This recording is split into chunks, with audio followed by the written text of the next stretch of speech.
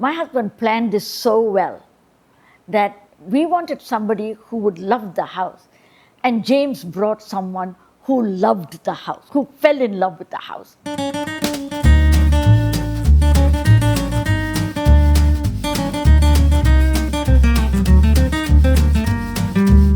I am basically Damayanti Devi Ampikaipakan. My husband is a Tantri.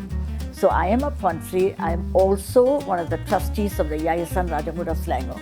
I think James called. He called and I was happy to have any realtor come to see the house and try and see how they can help us. He was soft-spoken. James impressed me because he was soft-spoken. He wasn't like the usual realtors who come with the hoo-ha.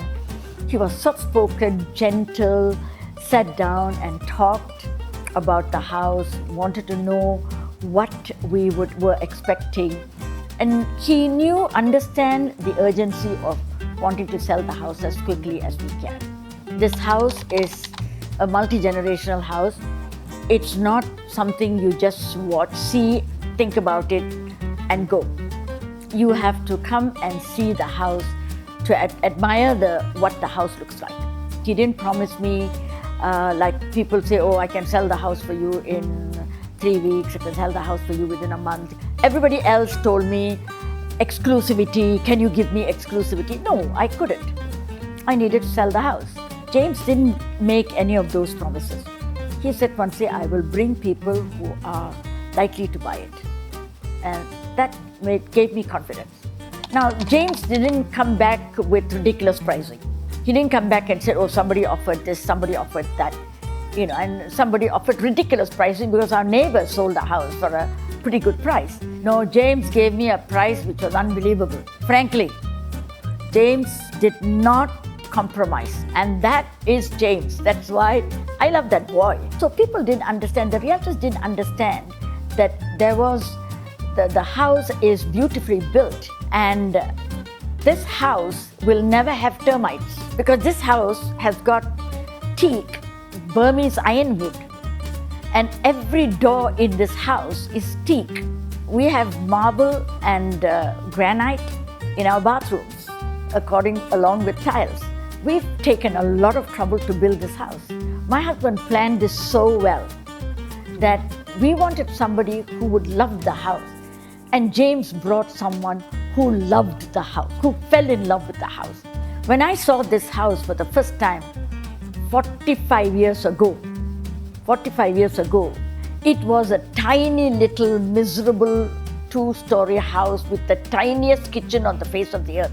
The person James brought here fell in love with my son's library.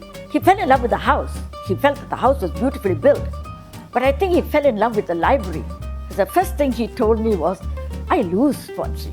I said, you never lose, Dato, you never lose. He said, no, I don't think I have that many books in my library. So you see, somebody must love the house. And I am so delighted that James brought someone who fell in love with the house, just that my husband and I did 45 years ago. If I have one regret, I regret is I'm leaving the neighborhood. Because Raya or Chinese New Year or Deepavali or Halloween or Lantern Festival, we have kids carrying lanterns, all walking around. On my phone, I have all 99 names on my phone. If the electricity goes, I will say 55, phase 1 seems to be not working, girls.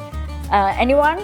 They would say, 53 not working, 48 not working, 44 not working. Immediately everybody rings TNB. That is our neighborhood. It is a brilliant neighborhood. James was very spot on. He kept me in constant touch. And that's what I need from a realtor, to keep constant touch with me, to say, Fancy, is anybody else looking at the house? Did they like it? Go ahead, show everybody the house. He wasn't selfish. And that's a very strong point. If somebody doesn't want to, they will tell you, oh, don't go and see the house.